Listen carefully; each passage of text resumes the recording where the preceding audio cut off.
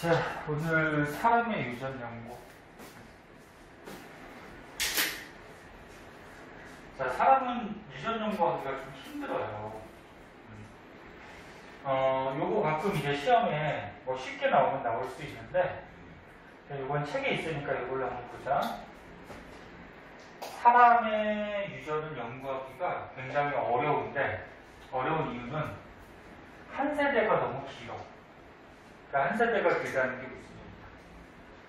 그러니까 태어나서 죽을 때까지가 너무 길지. 평균 수명이 우리나라도 뭐 거의 한 7, 80살 되잖아. 그럼 어떤 사람의 유전자를 연구하고 싶어? 또는 그 사람이 결혼해갖고 자식이 어떤 유전자가 나올지를 연구하고 싶어. 그 연구하려면 그거 몇십 년 걸리겠지, 그지? 그래서 한 세대가 너무 길고 자손수가 너무 적어. 요즘 애기 나와봤자 한 명, 두 명밖에 못 낳잖아. 근데 자손수가 많아야지 걔를 통계로 냈을 때 정확도가 높아지죠. 그 다음에 자유로운 교배가 불가능하다. 그런 거 아니에요? 돈 준다면. 돈 준다면? 그러니까 이 사람하고 이 사람하고 사람 보고 교배라는 말은 안 하지만 교배시켜서 어떤 자식이 태어나는지 알아보고 싶어. 근데 이 사람 교배시킬 수가 있니? 돈 주고? 네, 돈 주고 임신하라면 하진 않을까? 돈 많이 하네. 돈이 그렇긴 하지만 윤리적으로 좀 안 맞지. 네. 그래서 자유로운 교배가 불가능하고 형질이 너무 복잡해요. 형질이 뭐냐면 성질이야. 네. 사람 뭐 키만 따져도 키 큰 사람, 키 작은 사람 기준도 애매하고. 그치. 두 사람만 있는 두 종류만 있는 게 아니고 뭐 중간도 있고 조금 큰 사람, 조금 작은 사람 너무 다양하죠. 그 다음에 다른 생물도 환경의 영향을 많이 받지만 사람은 특히나 환경 영향을 많이 받아서 성질이 바뀔 수가 있어요. 그래서 이런 여러 가지 이유들 때문에 사람은 유전 연구하기가 어려워요. 그래서 유전 연구할 때 보통 옛날에 유전에서 많이 공헌한 사람이 멘델이라는 과학자거든. 그래서 멘델이라는 과학자가 유전 연구를 해서 뭐 유전 법칙 같은 거를 얘기했는데, 그럼 이 사람은 사람 갖고 연구한 게 아니고 뭐 가지고 연구했지? 뭐지? 식물 가지고 하죠. 식물. 아니. 식물 가지고 하거든. 식물 가지고 한 이유가 반대야. 한 세대가 짧고 자손 숫자가 많아, 식물은. 네. 그래서 통계 내기가 좋고 자유로운 교배도 가능하고 식물은 또 형질이 단순해요. 이가 아니면 이거. 그래서 뭐 완두콩 가지고 많이 했는데 완두콩은 색깔만 보더라도 초록색 아니면 황색, 이렇게 두 가지. 단순하죠, 식물. 환경의 영향을 받긴 받는데 사람보다는 적게 받고. 그래서 다시 한번 정리하면 사람은 유전 연구하기가 어렵다. 그래서 옛날에 과학이 발달하지 않았을 때는 이런 멘델이라는 과학자들은 식물 가지고 연구를 했었다. 근데 현재는 이제 과학이 발달하면서 사람도 이제 유전 연구를 많이 하거든. 그리고 연구를 해야지. 그래서 사람은 유전자가 어떻게 전달되고 어떻게 뭐 바뀌고 이런 걸 알죠. 그래서 사람도 유전자나 이런 걸 연구해야 되는데 크게 네 가지가 나와요. 첫 번째, 가계도 조사라는 게 있고, 두 번째, 쌍둥이 연구라는 게 있고, 세 번째, 통계 조사라는 게 있고, 네 번째, 염색체 유전자 조사라는 게 있어요. 그래서 뭐 다른 방법들도 있는데 크게 이렇게 네 가지 방법으로 사람 유전 연구를 해. 네. 잠깐만 손을 잡고 지도만 해주고. 선우가 공부하려면 공부하고 쉬어봐. 네. 공부하려면 공부하고 쉬어보라고. 다 보면 그거 놔두고 가고 물리는 나중에 서희이랑 보강하면 오늘 학원 있어 봐. 그만 보고 가.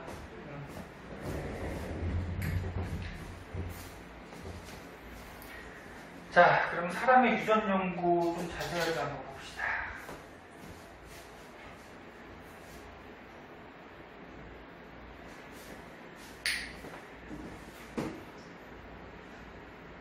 가계도 조사는 그 집안을 연구하는 거죠. 그렇죠. 그래서 유전자가, 그러니까 어떤 성질에 대한 유전자가 어디서 어디로 이렇게 전달돼서 내려왔는지를 그 집안, 가계도를 보고서 우리가 알아내는 방법이죠. 자, 그래서 여기 한번 봅시다.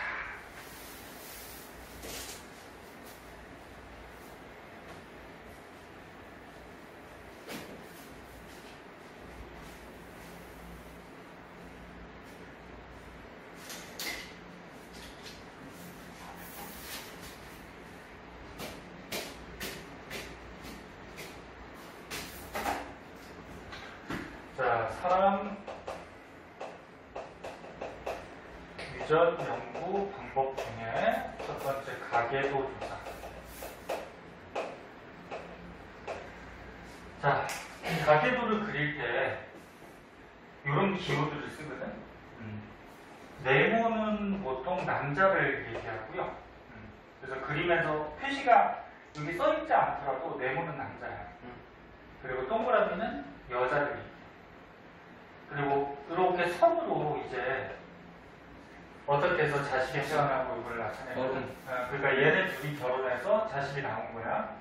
그래서 자식이 예를 들어서 딸이 태어나고 아들이 태어나. 이것도 우리. 그 다음에 이 아들이 또 나중에 다른 여자랑 결혼을 해서 또 뭐 자식이 아들이 태어나고 뭐 이런 식으로.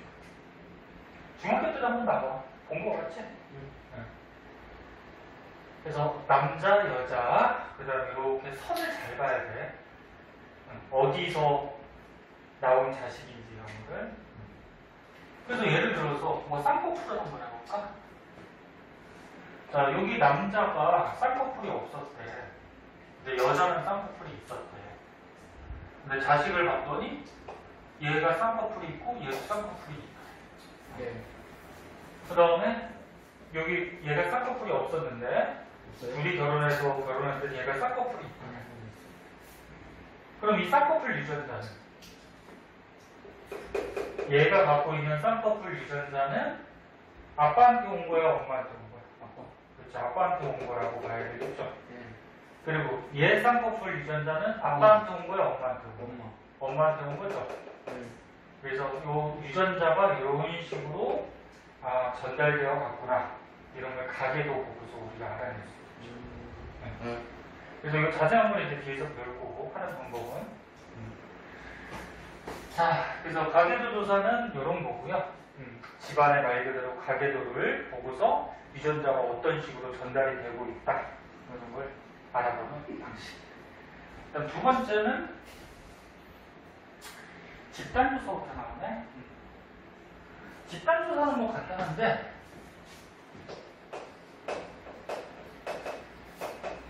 선생님이 아까 전에 통계조사라고 했을 거야. 집단조사는 뭐 통계조사라고도 얘기해. 네. 말 그대로 뭐냐면 어떤 집단을 조사를 하는 거예요. 그래서 통계를 내서 알아보는 겁니다.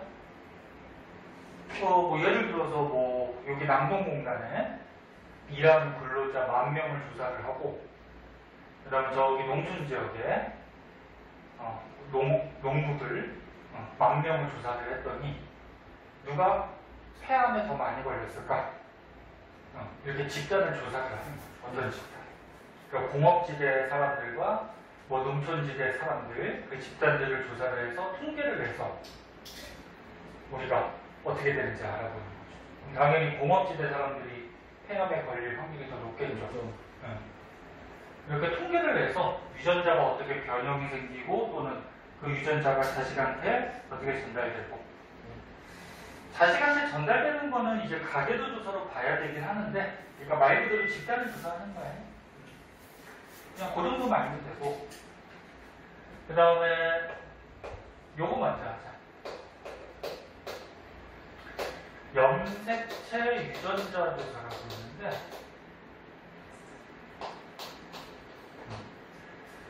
염색체 그 세포 안에 있는 유전물질이 기억나는 거? 세포에 보면은 가운데 뭐 있죠? 핵 있죠. 핵 안에 평소에는 유전물질이 이렇게 풀어져 있어. 네. 이거 전에 배웠잖아. 이게 네. 뭐라 그래? 염색사. 염색사. 근데 이 세포가 분열할 때 이 염색사가 꼬여가지고 뭐가 나타나? 염색체가 나타난다 그랬지. 그래서 사람의 염색체가 몇 개? 46개. 그래서 말 그대로 염색체를 조사하는 거야. 사람 세포 속에. 그래서 염색체 개수도 조사하고 조사해서 정상적으로 46개가 맞는지 뒤에서 배우겠지만 이제 염색체가 45개인 사람도 있고 47개인 사람도 있고 저요? 그럼 유전병이죠 뭐. 그러면 다르게 생겼어요? 그치. 모형 아니 그러니까 사람 형태는 맞는데 네. 어디가 이상이 좀 생기죠. 다리 하나가 없거나. 아니 그렇게 그건 아니고 그래요? 정상적으로 팔다리 몸통 머리 다 있어요. 근데 무슨 병에 약한다거나 무슨 몸에 기능이 이상이 있거나 그렇죠. 지능이 떨어진다거나 예? 뭐 어디가 좀 약한다거나 근데 오히려 좋을 수도 있겠네요. 지금. 아니야 좋지는 않아. 좋지 않아요? 다 떨어져요. 아, 그래서 말 그대로 염색체 개수 예? 또는 염색체 구조 이런 걸 조사하는 거고 유전자는 어디 있지? 이 염색체 안에 있잖아, 그렇지?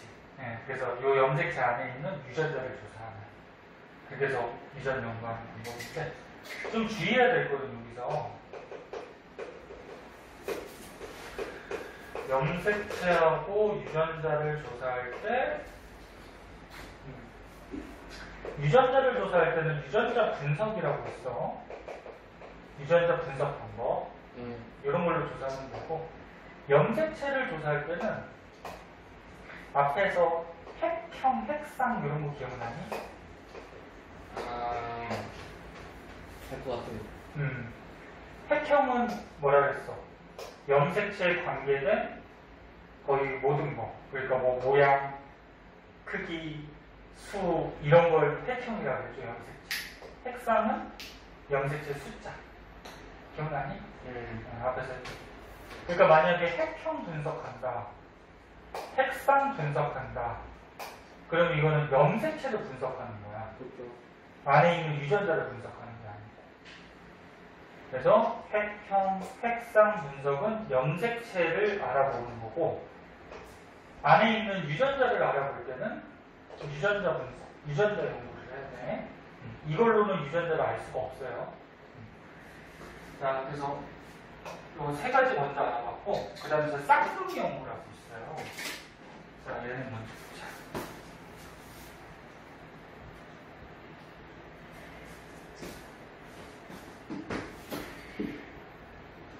오늘 시험 보는 애들이 있어가지고 잠깐만 또 누구 왔나?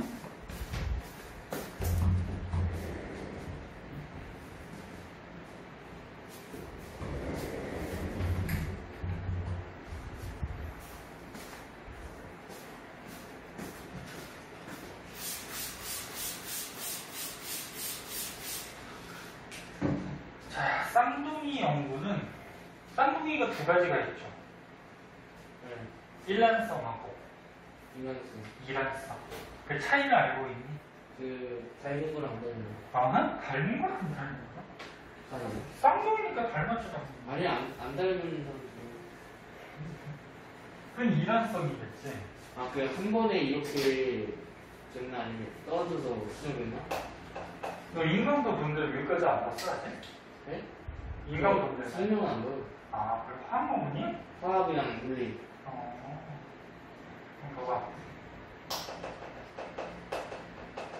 쌍둥이 연구는 뭐냐면 말 그대로 쌍둥이를 연구하는 건데 쌍둥이가 크게 일란성 쌍둥이하고 뭐 있어? 이란성이 있어요. 일란성은 1 하나야. 난자가. 여자가 보통 28일 주기로 난자가 하나 나오거든. 하나의 난자에서 이제 응. 두 명이 나온 거예요? 그럼 하나의 난자에서 정답이 두 개가 한 마리 들어가서 정자 두 마리 절대 못 들어가요. 네? 뭐요? 응, 절대 못 들어가요. 한 개 난자에 정자들이 수없이 달려들긴 하는데 그 중에 이제 한 놈이 들어가서 수정을 해서 수정란이 됐는데 응? 응. 그러니까 한 개의 난자, 한 개의 수정란에서 얘가 이제 세포 분열할 때 완전히 쪼개져서 얘가 뭐 한 명의 아기, 얘가 한 명의 아기 이렇게 태어난 게 1년성. 남녀가 될 수 있어요? 남녀는 안 되지. 안 돼요? 왜? 이 두 명의 아기에서 난자도 똑같은 거고 정자도 똑같은 거죠. 아, 성별이 좋구나. 그렇지. 남자가 태어나려면 남자의 염색체는 어떻게 돼야 돼? 성염색체가. XY. XY잖아. 그러면 난자는 여자에서 만들어지는 거니까 여자는 X밖에 못 주죠. 그 다음에 Y는 남자에서 정자로 전달할 수 있지. 그래서 Y 갖고 있는 정자가 남자는 결합해야지 XY 남자가 태어나죠. 여자는 어떻게 돼요? 여자는 정자가 X자리가 들어가야지. 아, 그러니까 남자는 성염색체가 X, Y 두 가지가 있잖아. 그렇죠. 그럼 X가 들어가면은 여자, 여자. Y가 들어가면 남자. 일란성은 남녀가 둘 있네요. 아. 그래서 다시 얘기하면 일란성은 네. 한 개 난자하고 한 개 정자가 수정을 해서 한 개 수정란에서 두 명의 아기가 나오니까 선천적으로 얘네들의 성질은 어떨까? 같아요. 같아요. 근데 일란성은 뭐냐면 두 개의 남자의 두 개의 어. 여자가. 보통 28일 주기로 난자가 한 개 정도 나오는데 태아가 안 돼서 두 개 나오는 적이 있어요, 가끔. 그러면 정자는 굉장히 많지. 그럼 정자가 요게 한 마리 들어가면 아기가 두 명이 되겠죠. 그럼 난자의 X염색체 당연히 있고요. 정자에 만약에 Y자리가 들어가면 이거 뭐가 태어나? 남자가 태어나겠지. 그치? X 들어가면 여자. 네. 그 다음에 정자에 X자리 갖고 있는 정자가 들어가면 여자가 태어나죠. 그래서 일란성은 남자, 여자 쌍둥이가 태어날 수 있어요. 일란성은 남자, 여자 아니야. 당연히 남자 태어날 수도 있고. 그럼 일란성 쌍둥이는 선천적으로 성질이 약간 다를 수 있어요. 어차피 부모는 같으니까 형질이 비슷할 텐데 난자가 다르죠. 여기하고 여기 유전자나 염색체가 뭐가 들어가느냐에 따라서 형질이 조금 다를 수 있어. 그렇죠. 정자도 마찬가지고. 네. 그 다음에 이제 태어난 다음에 사람은 환경의 영향을 많이 받는다 그랬지? 그래서 환경의 영향을 받기 때문에 둘이 다른 데서 키워주면은 다를 수 있다는 거예요? 환경의 영향을 받기 때문에 만약에 일란성 쌍둥이인데 한 명은 우리나라에서 키우고 한 명은 뭐 태어나자마자 미국에서 키웠어. 그럼 환경이 다르죠. 그리고 후천적으로 형질이 어떻게 변화할 수가 있어요. 그럼 일란성은 애초 태어날 때부터 형질이 조금 달랐죠. 완전히 다른 건 아니고 부모는 같으니까 그치? 근데도 환경이 그 다음에 얘가 자라면서도 환경의 영향을 받아서 형질이 변할 수 있다. 어려운 건 아니야. 그래서 쌍둥이 중에 일란성은 선천적으로는 동일한데 자라면서 형질이 바뀔 수가 있고 일란성은 선천적으로도 다른데 자라면서도 더 변할 수가 있다. 이렇게 쌍둥이들을 연구하는 게 쌍둥이 연구. 그래서 다시 얘기하면은 사람의 유전 연구는 어렵지만 하긴 해야 돼. 그래서 가계도 조사, 집단 조사, 쌍둥이 연구, 염색체 유전자 조사 이런 방법들로 하더라. 이거는 뭐 쉬운 거고. 이제 본격적으로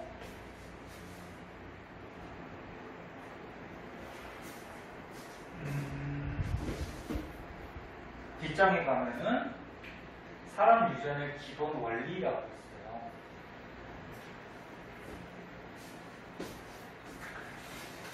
사람 유전도 여기 써 있는 거였지. 옛날에 멘델이라는 과학자가 얘기한 멘델의 유전 법칙이 적용이 되거든. 여기 또 기억이 안 날 거야. 그지? 오래돼가지고.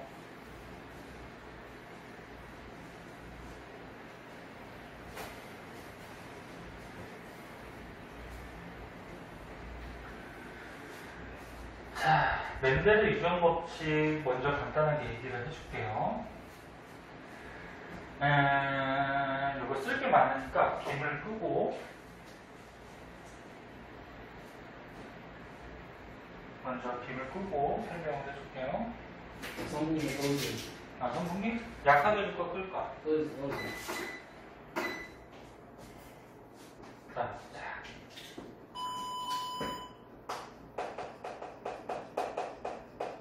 멘델의 유전 법칙. 아까 전에 얘기했듯이 멘델이라는 과학자는 사람 갖고 연구한 게 아니고 식물. 유전의 식물 갖고 했다 했죠? 식물이 연구하기가 쉬우니까. 그러면서 법칙 세 가지. 첫 번째, 우열의 원리라는 게 있어요. 그 다음에 두 번째, 분리의 법칙이라는 게 있고, 그 다음에 세 번째, 독립의 법칙이라는 게 있는데, 이런 것들을 얘기를 해. 근데 요게 사람한테도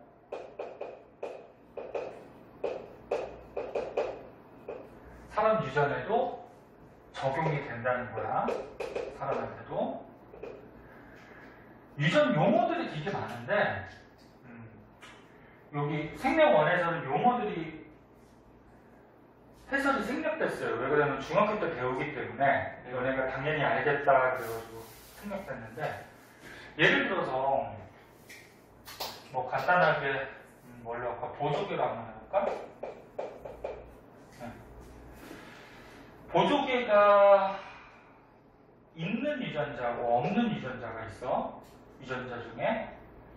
그 있는 거를 우리가 보통 대문자로 쓰고 없는 거를 소문자. 그럼 대문자, 소문자로 쓰는 이유는 뭐냐면 대문자는 우성의 유전자를 대문자로 써. 소문자는 열성의 유전자를. 그럼 우성 열성은 뭐니? 기억나요 혹시? 막 엄지 구부러지고 펴지고. 그러니까 우성은 나타나는 거를 우성이라고 하고 열성은 안 나타나는 거. 그러니까 쉽게 얘기해서 우성은 이기는 거야, 이기는 거. 그러니까 예를 들어서 유전자가 잠깐만. 시험지만 좀 주고 올게. 자. 그래서 우성은 먼저 나타나는 거, 그 아니면 이기는 거, 뭐 이렇게 생각하면 되는데, 예를 들어서 어떤 사람의 보조개 유전자가 이렇게 갖고 있어. 저는 염색체 짝지어 다닌다 그랬죠. 왜? 아빠한테 하나 받고, 엄마한테 하나 받고. 그 염색체 안에 들어있는 유전자도 짝지어 다녀요. 그러니까 염색체를 그냥 이렇게 그릴게요. 이렇게도 많이 그리니까. 염색체가 하나는 아빠한테 받고 하나는 엄마한테 받고 짝져 다니는데 보조개 관계된 유전자가 염색체 안에 있을 거 아니야? 유전자는. 그 여기에 보조개가 있는 유전자, 그 다음에 이쪽에 보조개가 없는 유전자가 있다고 하면은, 그러니까 보조개 있는 유전자는 아빠한테 받은 거지, 엄마한테는 보조개 없는 유전자를 받은 거야. 그래서 유전자도 이렇게 짝을 지어다녀. 근데 누가 우성이야? 보조개? 있는 거? 있는 유전자가 우성이야. 응? 그럼, 있으니까. 그러면 얘는, 이 사람은 보조개 있는 유전자하고 보조개 없는 유전자를 둘 다 갖고 있지만 얘가 우성, 이긴단 말이야. 그러면 보조개가 나타난다. 이 사람은 보조개가 있다. 있어요. 보조개가 없는 게 우성이 될 수는 없어요? 이건 정해져 있어. 아. 응. 그러니까 쌍꺼풀 같은 경우에 쌍꺼풀이 있는 게 우성이고 없는 게 열성이고 유전자가. 엄지는요? 엄지는 이게 이렇게 굽어지는 게 있어. 엄지가 힘을 줬을 때. 굽어지는 게 있으니까 이제 또 이게 굽어지네. 힘들어. 우성이에요? 너는 굽어지는 게 우성이고 안 굽어지면 열성이고 그러거든. 그게 정해져 있는데 그걸 다 외울 필요는 없고 문제에서 이제 풀면서 구해가야 돼. 그럼 봐봐. 그러면 우성 열성의 의미는 알겠어? 그럼 유전자가 이렇게 있어. 그럼 이 사람은 보조기에 있는 거야, 없는 거야? 뭐라고요? 아 이렇게 있어요 좀. 보조기에 있는 사람이지? 보조기에 있는 유전자하고 보조기에 있는 유전자만 갖고 있으니까 당연히 보조기가 있는 거야. 뭐야 그 부족이 없는 거 나오면은 불면이에요? 아니, 그 유전하다 보면은 이 법칙들을 배우면 그대로 유전이 돼요. 근데 거기에 뭐 특이한 놈이 나타나면 뭐 돌연변이가 생길 수도 있는 거고. 그러면 보조기 유전자가 대소로 갖고 있어. 그럼 보조기 있는 사람이야, 없는 사람이야? 있는 사람. 있는 사람이죠. 왜? 있는 거랑 없는 것 중에 있는 게 우성이 먼저 나타난다고, 이긴다고. 그럼 보조기 없는 사람은 어떻게 되는 거야? A. 다 A잖아. 소문자 A. 보조기 없는 사람은 소문자만 갖고 있어야 돼. 그래야지 보조기 없는 유전자, 보조기 없는 유전자, 그럼 보조기가 없겠죠. 무슨 말인지 알겠니? 우성 결성 알겠어? 자, 그럼 이제 한번 보자. 가계도를 봤을 때 남자하고 여자하고 결혼을 했어. 그래서 뭐 딸하고 아들이 이렇게 나왔어. 근데 요 사람은 보조기가 있더래. 요 사람도 있더래. 근데 얘는 보조기가 있고 얘가 보조기가 없더래. 그럼 이제 유전자를 한번 결정해 보는 거죠. 네. 보조개가 있는 게 우성이라고 우리가 알고 있으면, 알고 있으면 보조개가 있대? 그럼 이 사람의 가능한 유전자는 뭐야? 대문자 A랑 대문자 소문자. 대문자 소문자에도 얘가 우성이니까 보조개가 있는 거지. 그럼 얘도 보조개가 있으니까 똑같죠. 이렇게 되지. 그럼 얘가 보조개가 있으니까 똑같죠. 이거 아니면 이거가 되고. 그럼 얘는 없으면 소문자 A. 이거지. 네. 그럼 이제 얘는 어떻게 된 거야? 정해진 거지? 정해진 거야? 그럼 다른 사람도 이제 정할 수가 있을 텐데, 자, 소문자 A가 오기 위해서는 하나는 누구한테 받아야 돼? 엄마. 하나는 엄마한테 받아야 되는 거고, 하나는 누구한테 받아야 돼? 아빠. 아빠한테 받아야 되죠? 저렇게 안 돼. 그렇지. 그러면 아빠하고 엄마는 이거야, 무조건. 그렇네요. 아빠하고 엄마가 대문자를 갖게 되면은 소문자가 없잖아. 그럼 자식이 이런 자식이 태어날 수가 없죠. 인간이 위한. 네. 그래서 아빠하고 엄마는 밑에 거가 되는 거야. 그래서 소문자 하나 줘야 되고 소문자 하나 줘야 되니까. 네. 그래서 여기서 유전 문제 풀 때 조금 빨리 푸는 방법 중에 하나는 부모에게 어떤 형질이 자손에게 나타나면 부모는 잡종이에요. 잡종은 또 뭐냐면, 섞은 거? 봐봐, 유전자가 같은 거는 순종이라고 해, 순종. 네. 이 용어들 다 알고 있어야 돼. 중학교 때 배웠기 때문에 이렇게 생략이 되는 거야. 유전자가 이렇게 다르면 잡종이라고 해. 그럼 얘는 순종이야, 잡종이야? 네, 신중이죠. 그렇지. 네, 순종이지. 유전자가 같잖아. 그렇죠. 그래서 유전자가 같으면 순종, 다르면 잡종.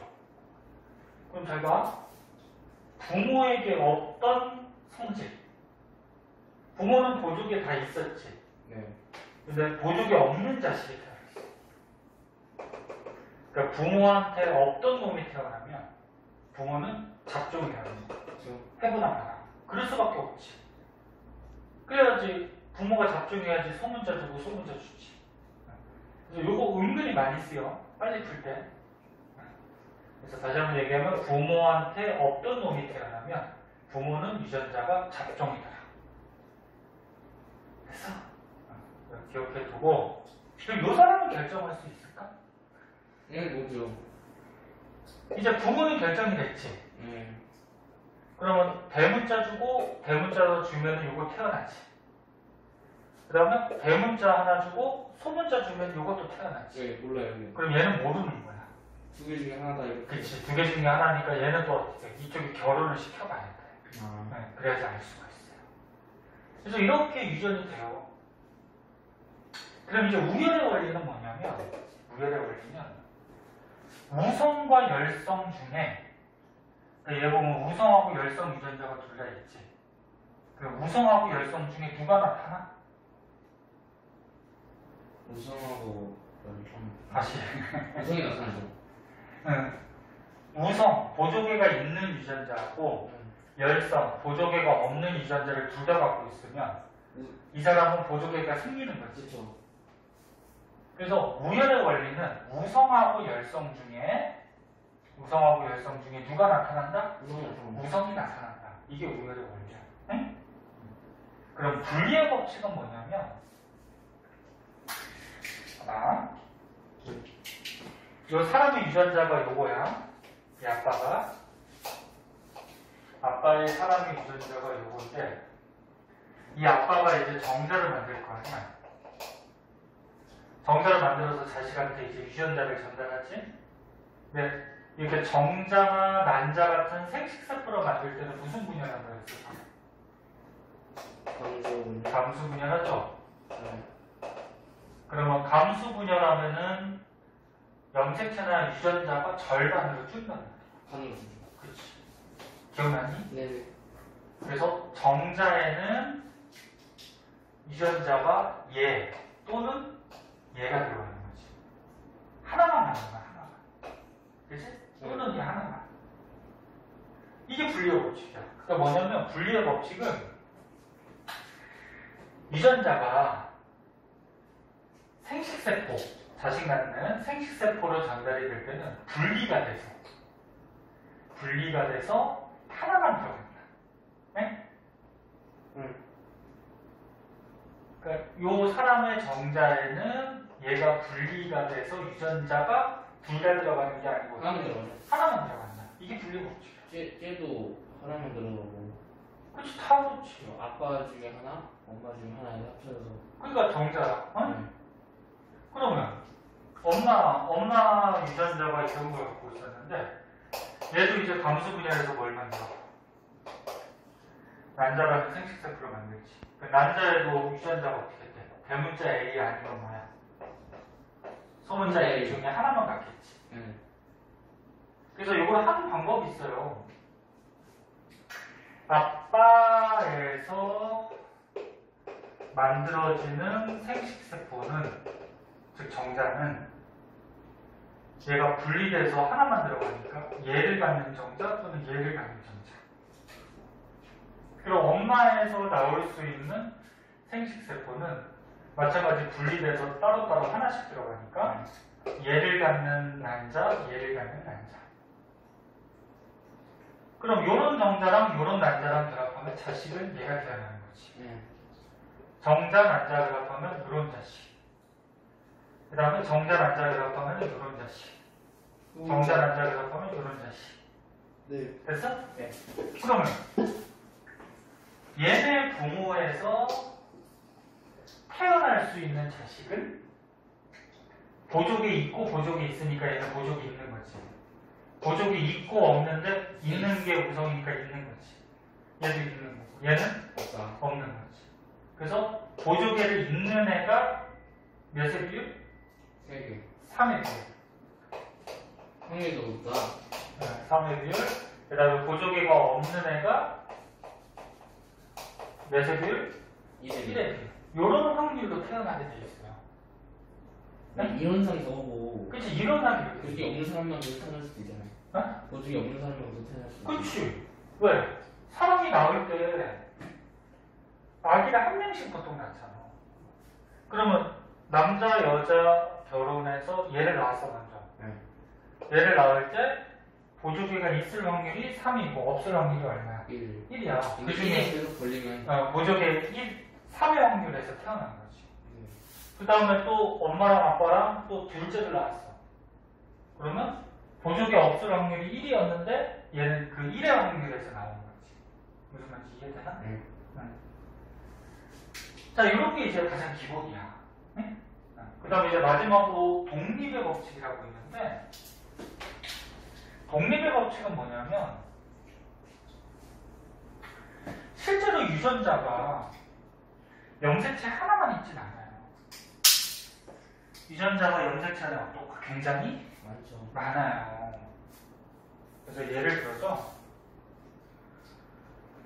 이런 걸 보자. 여기 염색체가 이렇게 있었는데, 하나는 누구한테? 아빠한테 가고, 하나는 누구? 엄마한테 가고. 그리고 또 이 염색체가 또 있어요. 아빠한테 받은 거, 엄마한테 받은 거. 쌍자가 있는 거예요. 근데 여기에 예를 들어서 보조개 유전자가 있어요.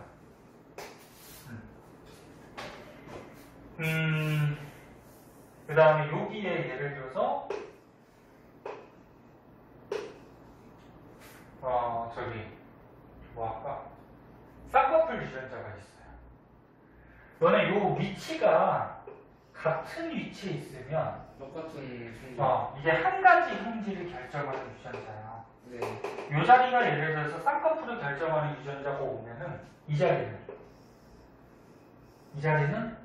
다른 걸 결정하는 유전자가 오는 거야. 예를 들어서 뭐 지금같이 이거 보조개를 썼죠? 이게 만약에 보조개에 관계된 유전자라고 하면은 다른 자리에 있는 유전자들은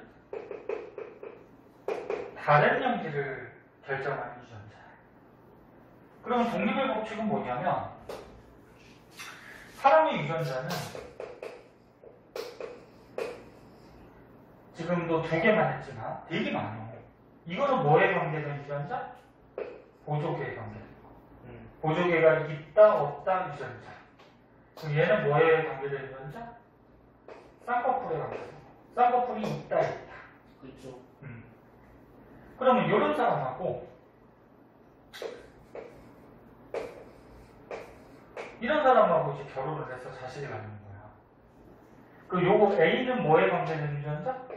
모르게. 보조개에 관계된 무조건 유전자. 소문처럼. 그럼 이 사람은 보조개 없고니까 없는 사람이지. 네. 그 다음에 B는 뭐에 관계된 유전자? 쌍꺼풀. 그럼 쌍꺼풀이 있고 없고인데 있는 게 우성이니까 있는 거지. 그래서 실제로는 유전자가 한 종류만 있는 게 아니고 굉장히 많아. 그러면 사람 유전할 때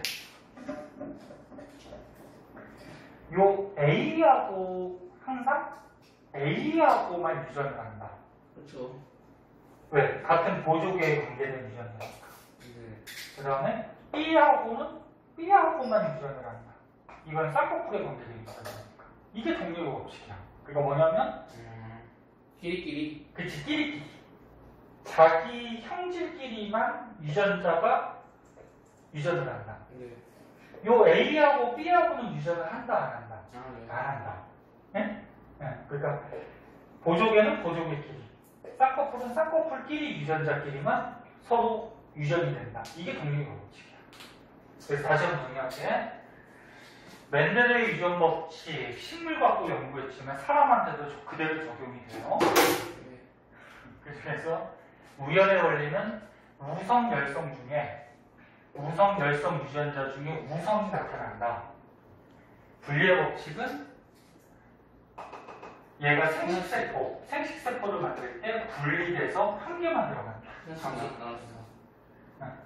그래서 얘에서 만들어지는 생세포 두 종류, 얘에서 만들어지는 생세포 두 종류.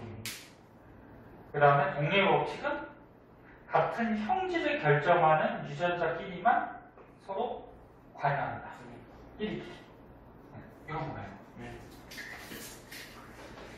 그럼 추가적으로 봐봐. 유전 이거 되게 어렵다. 어렵겠죠. 어, 쉬운 게 어딨어요? 문제는 굉장히 어렵고 문제 풀다 보면은 정신없어요. 시간도 오래 걸리고.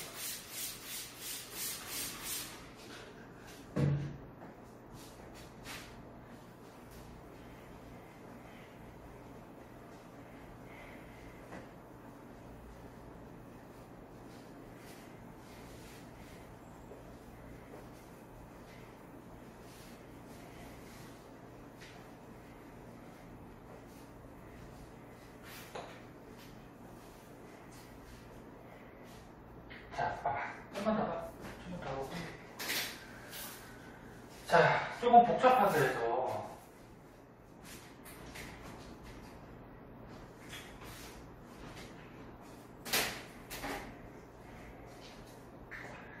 예를 들어서 어떤 사람이 이런 유전자를 갖고 있었어. 그 다음에 어떤 사람은 뭐 이런 유전자를 갖고 있었어. 그러면 얘는 A에 관계된 유전자고 얘는 B에 관계된 유전자죠. 그 독립법칙에 의해서 유전자가 이렇게 자식한테 전달될 때는 이 A는 A끼리만 관여하고 B는 어떻게? B끼리만 관여해서 자식한테 전달이 되는 거야. 네. 그러면 이게 아빠고 이게 엄마라고 했을 때 자식이 이제 뭐 남자가 태어났어. 아들이 태어났어. 그럼 이 아빠에서 만들어질 수 있는 생식세포는 어떤 게 있을까 한번 생각해보자. 생식세포라 그러면 정자, 난자를 얘기하는 거야? 네. 소문자 A, 소문자. 그럼 봐봐. A에 관계된 게 분리돼서 감수 분열에서 하나씩 들어가지? 네. 잠깐만. 또 시험 봐. 또 왔어요?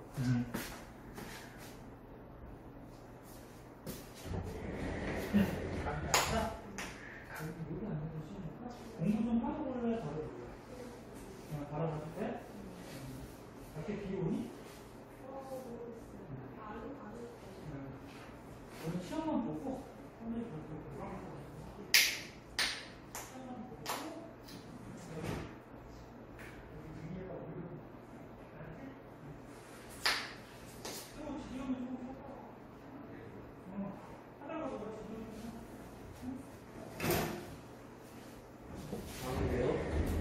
양인데요?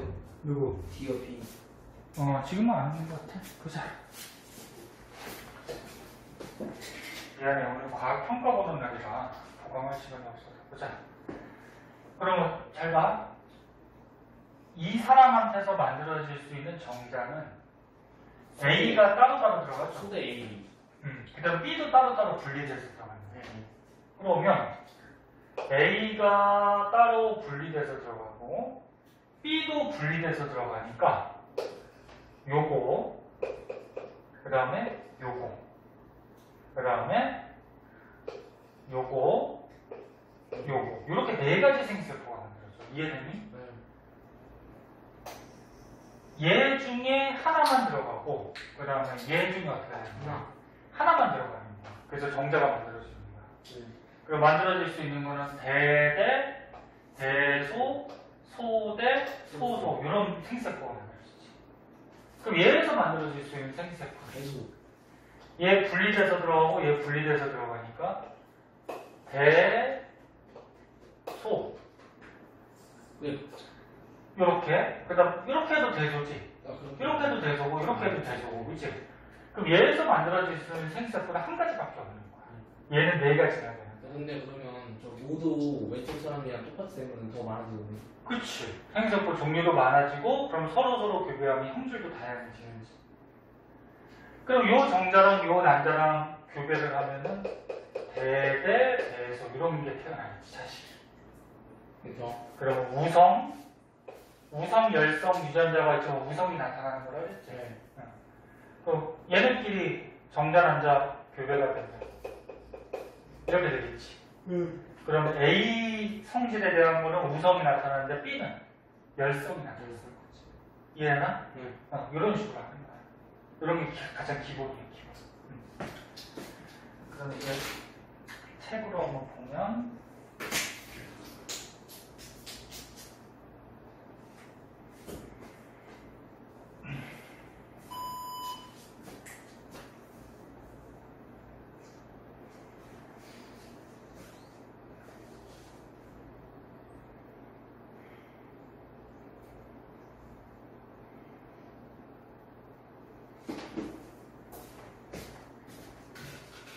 아유, 유빈이도를 나왔어야 되는데. 그러게요. 왜 오는데요? 몰라. 비 와서 그러나. 아, 유빈이 자꾸 빠져갖고. 잘라야 하나? 이 영상, 녹음된 것도 유빈이 볼 건데. 잠깐만. 다시.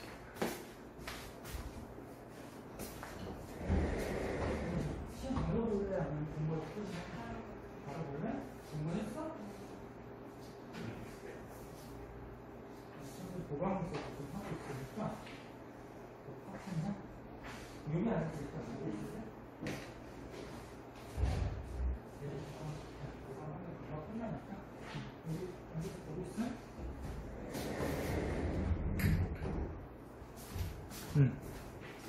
자, 이제 책의 걸로 한번 보세요.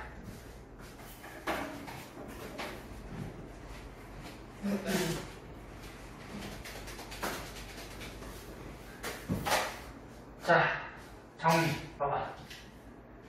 사람 유전도, 방금 배운 멘델의 유전 법칙을 그대로 따라요.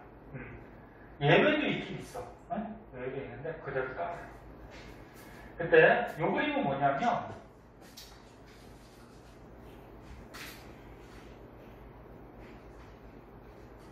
지금 다 설명한 거를 여기다가 이렇게 그려놓은 건데, 왼쪽 거, 오른쪽 거, 오른쪽 거 볼까?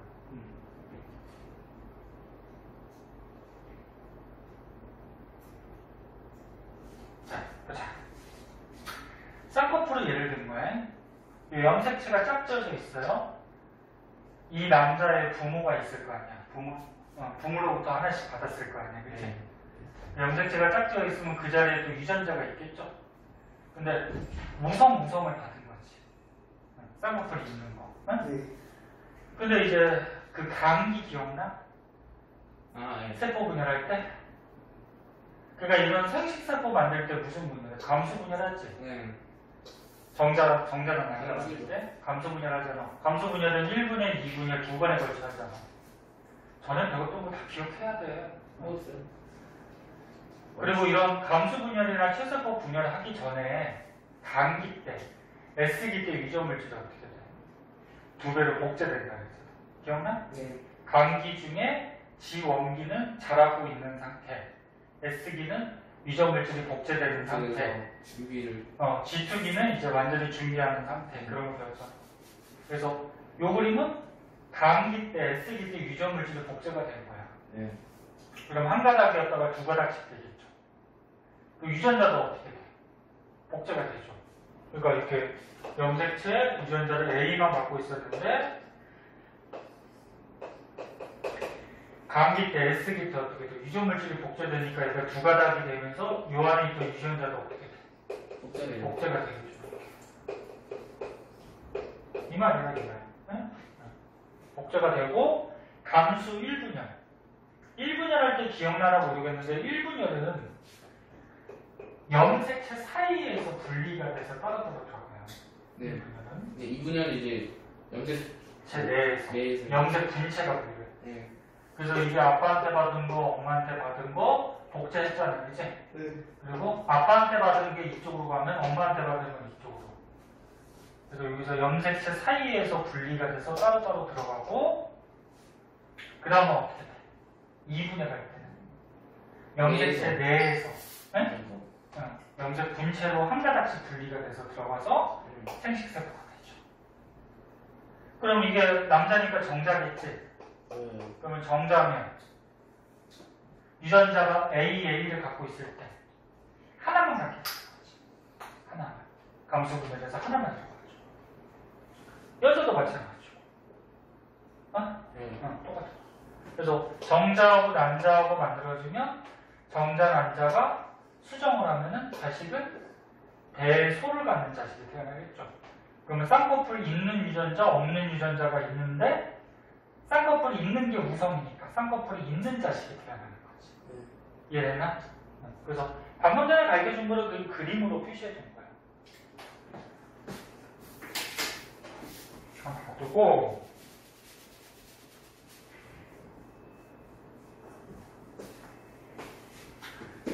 그 다음에 밑에는 아까 처음에 선생님이 얘기했던 생식세포. 대문자, 소문자를 갖는 사람이 있을 때 만들어지는 생식세포는 분리법칙에서 하나하나. 네. 그래서 정자하고 난자 생식세포가 지금 교배되고 이런 그림이니까 아까 했던 것만 알면 되고. 그래서 다음 시간에는 이제 사람의 유전에 대해서 자세하게, 좀 더 자세하게 배우는데, 여기부터 다음 시간에 할게요. 4번 뒤에 문제는 이제 풀 수 있을 거고, 네. 상형색체, 성형색체에 의한 유전 이런 거, 여기부터 이제 중요한 것들이니까 다음 시간에 보도록 할게요. 자, 오늘 이 정도만 하고 또 2시 학원 있지?